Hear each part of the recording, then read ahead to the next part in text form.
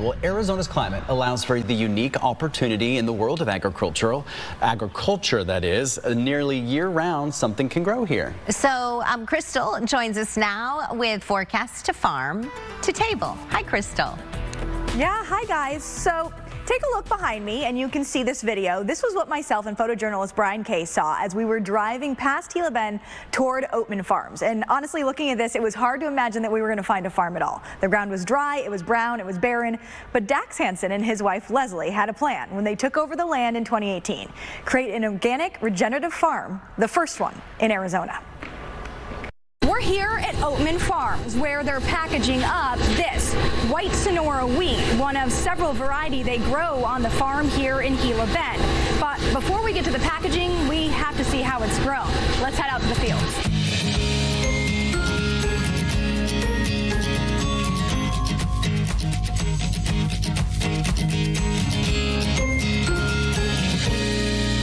It looked like the moonscape. It was very barren. We had a couple rattlesnakes and a couple of weeds in the fields, and that was about it.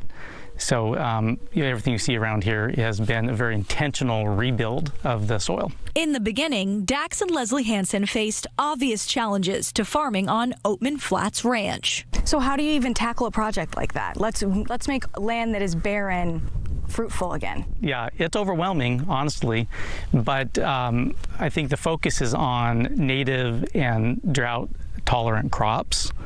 And so we looked around, Leslie and I did, to see what the crops were that used to be here historically, and then what's likely going to be here in the future. That's the point of regenerative farming, focusing on what crops and farming practices work in your specific climate. We tried to restore some cover to the ground so that you can build up essentially like gut health, but soil health in the soil, where you get bacterial and fungal activity going. Once they brought the soil back to life, they added native crops like white Sonora wheat. Wheat is an annual crop, so it's something that needs to be planted every year. So here we plant in the winter or the early spring, and we have something called a no-till drill, a no-till planter that drives along and it drops the seed in, it cuts a little slice, drops the seed in, covers it up. Irrigate it a few times, and by the end of the summer, pretty close to June, it's all grown, and we let it dry out, we come in and we harvest it. White Sonora thrives in our climate, demanding less water than more thirsty crops. Well, that's the beauty of the white Sonora wheat, and my family, we're so grateful for it, that it's a variety of wheat that's at home in these harsh conditions.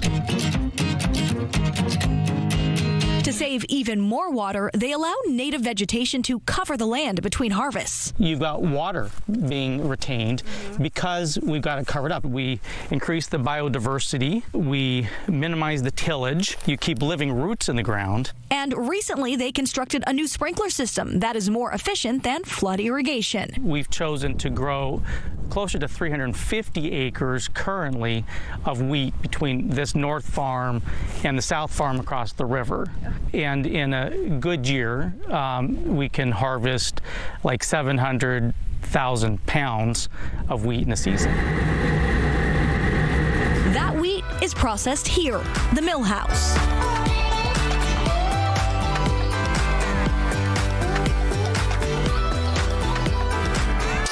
We're expanding, but in the short term, we've got a 48-inch New American stone mill here. So this is real stone milling with granite, and we put the flour or the wheat up in this hopper, comes out here into the mill. We transfer it up top, let it come down here, and then fills up these bins, and then from there we bring it in here, and we've got a couple of tables here, so we're packing it into 2.5-pound bags. Popular spots like Pizzeria Bianco and Arizona Wilderness feature their white Sonora wheat. This is 2 stones, 2 granite stones that is like grinding in all of the bran and the germ. You get all the oils, the phytochemicals, and so like this is the highest quality flour you can have. In the future, Hansen hopes using local grown wheat and regenerative farming practices can become commonplace. Farming in Arizona is having its existential crisis,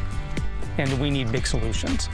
And we do think that this is the origin story for sustainable farming in the West. Our tagline is eat fearlessly. Like, you don't have to worry about the food hurting you. You don't have to worry about the way we grow it hurting the planet. So it feels really good.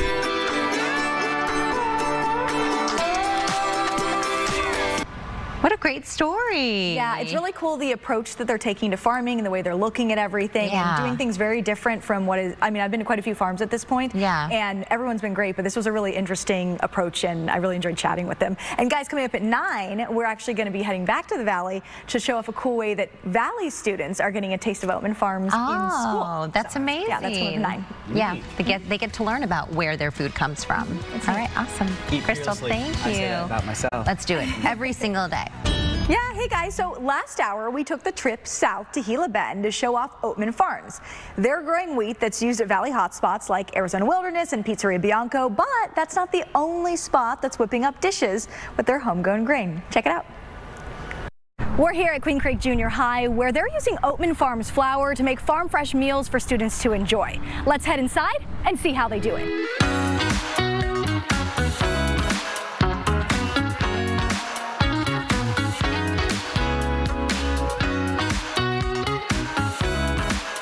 Delicious. It's good. I like it. These are our banana chocolate chip muffins made with the Oatman Farms flour. Queen Creek School District nutritionist Bailey Hansen walked us through their morning menu as students filed in for breakfast. They say that it's fresh. They can smell it when they come in the cafeteria. Made from scratch cooking is at the forefront for the district, and for good reason. It's a lot easier to determine the nutritionals and know what's going into the food. So especially with the muffins, like obviously prepackaged muffins have a lot of additives in them. To achieve a fresh menu each day, the district takes advantage of an Arizona Department of Education program known as Try It Local. So we buy the flour from Oatman, and it's 100% reimbursed through the Try It Local funds that are currently going on. So it's pretty amazing. The program aims to partner schools with Arizona farms to incorporate locally grown foods into students' diets. According to Hansen, joining up with Oatman Farms just made sense. Everything is organic and sustainable, so them knowing that and us just doing that too, I think it's super important for the students. They use Oatman's flour for baked goods like the muffins and purchase their bagels and pretzel sticks too. And students seem to appreciate the local, out-of-the-oven approach. Yeah, it means like they work hard to feed our students. That shows they really care about us. Of course, we had to see the baking in action, so Field Supervisor Diego Ortiz took us back to the kitchen.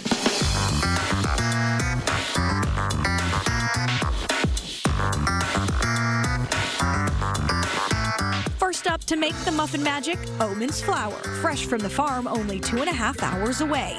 Next is baking soda and salt. So you've had pre-Oatman and current Oatman muffins. What's the comparison like? The Oatman Farms is by far it doesn't taste processed. Like, it actually tastes like a real muffin. It doesn't taste like it's been in a package for 6 months. Just that like fresh out of the oven. That fresh out of the oven. Because it is actually right. It is. Next up, it's into the mixer to add the wet ingredients. This is going to be the canola oil. Okay. And then we have our liquid egg, our vanilla, and then last is going to be the banana. That's a lot of banana too.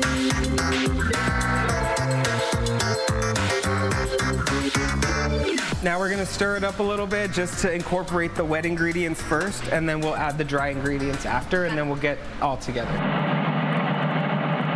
Once the dough's almost there where it's getting that thick consistency, then we'll throw in the chocolate chips real quick, and then all done. We're all set.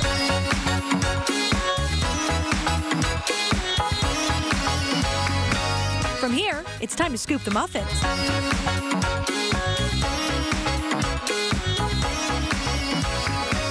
So the muffins are all ready to roll. Yeah. Next, it's time to go in the oven, right? Next to go get. Let's do it. The oven.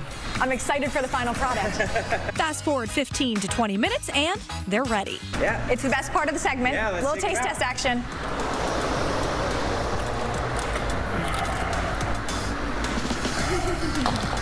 And there they are, They look perfect. You guys have this recipe down pat. So traditionally on this segment, we do a little taste test together.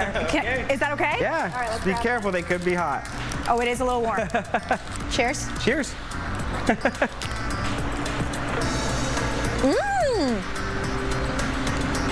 Very good. And you can really taste the banana. And definitely can tell that this is fresh. Can you tell I'm enjoying it as I'm like shoveling it in my face? Well, Diego, thank you for having us. This is delicious and such a cool program. The kids are really lucky.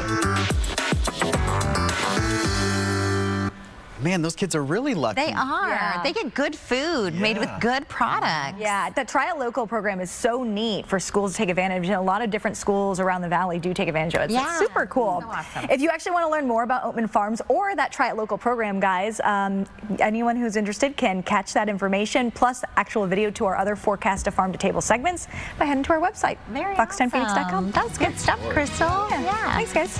Plus, you got a muffin out of it.